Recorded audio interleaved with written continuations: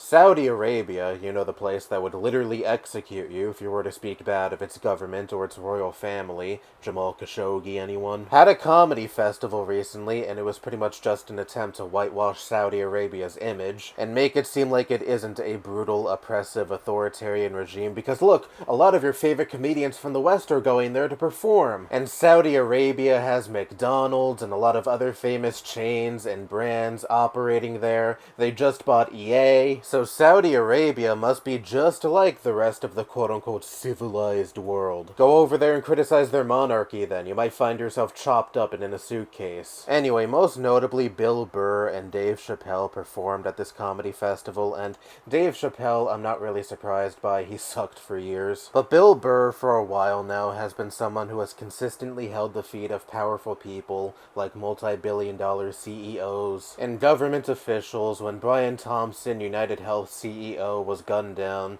he said, "I fucking love it that CEOs are now scared." And now this guy is gladly taking money from the Saudi government that told him that he can't make jokes at their expense or at the expense of the royal family or their religion, among other forbidden topics. Total sellout hack. But you know what? I'm not shocked or disappointed. Well, one, I never really gave much of a shit about Bill Burr or any comedian that isn't George Carlin. And Carlin has been dead for nearly 20 years now, so he kinda can't shock and disappoint me at this point. But yeah, Bill Burr is a multi-millionaire comedian. I am not surprised that he can bend his values like a pretzel when he sees a good, lucrative opportunity. I read a statement from another comedian, David Cross, that I'll read some of here. "I am disgusted and deeply disappointed in this whole gross thing, that people I admire with unarguable talent would condone this totalitarian fiefdom for what? A fourth horse? A boat? More sneakers?" I'll skip through a little bit. These are some of my heroes. Now look, some of you folks don't stand for anything, so you don't have any credibility to lose.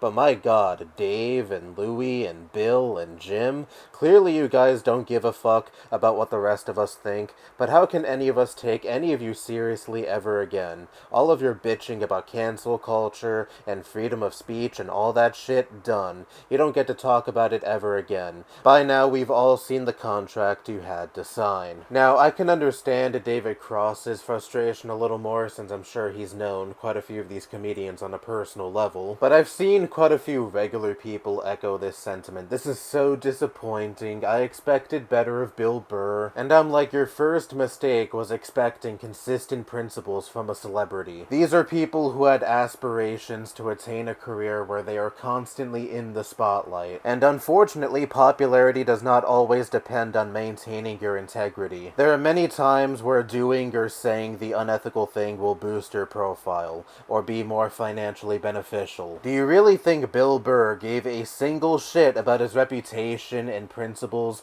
when he saw that Saudi money? He was probably like, oh cool, an easy 300k. I mean, I'm already an extremely successful comedian, but it never hurts to have even more money. When you're a celebrity, you have to be narcissistic, at least to an extent, as your career depends on having as many eyeballs on you as possible. You get so used to the crowds and the adoration that you begin to lose sight of why people became fans of you in the first place. And in Bill Burr's case, it was at least perceived authenticity. People liked that he spoke truth to power. But now he kowtowed to a brutal and horrendously oppressive regime that told him what he can and can't joke about, and he was either completely oblivious that his fans wouldn't take kindly to this, which if that's the case, fucking wow, or the more likely scenario, he didn't give a shit and was more than willing to sell out for some dough. This is why I don't believe in the concept of having a hero or just having someone you look up to or someone you believe is a beacon of integrity, because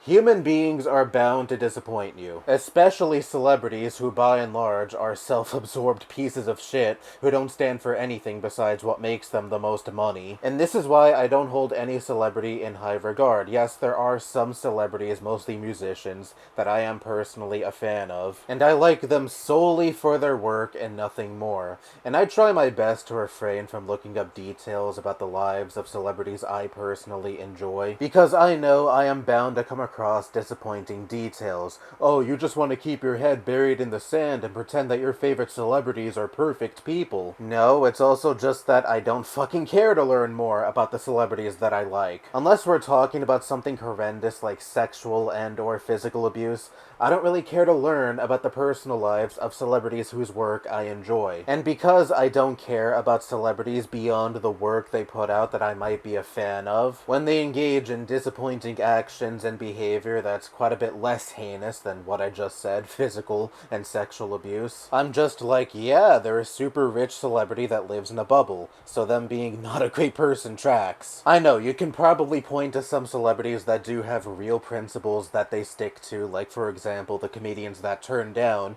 this Saudi Arabia comedy event, but for every celebrity that actually has a spine and sticks to their guns and, you know, actually doesn't have a broken moral compass, how many other celebrities are there that are the complete antithesis to that and will happily sell out their principles if it means making money? Countless, I'm sure. Just don't have any expectations for these people. That's the main takeaway from this video. If you have this made-up fantasy version of your favorite celebrity in your head where they're this great person who will never in a million years stray away from the values they espouse, you are likely going to be disappointed eventually. You can be a fan of the work they put out, and that's really what you're actually a fan of at the end of the day anyway. But being a fan of the person or people behind the work, yeah, no human should ever be put on a pedestal in this Bill Burr situation, is a prime example of why we should not be doing that. I'm not saying you can't criticize Bill Burr performing in Saudi Arabia and the blatant hypocrisy. I'm just saying it's dumb to expect him or any wealthy celebrity to have consistent and impenetrable morals that they wouldn't just sell out in a heartbeat if the price is high enough. Never have idols. Anyway, that's all I have to say. Bye-bye.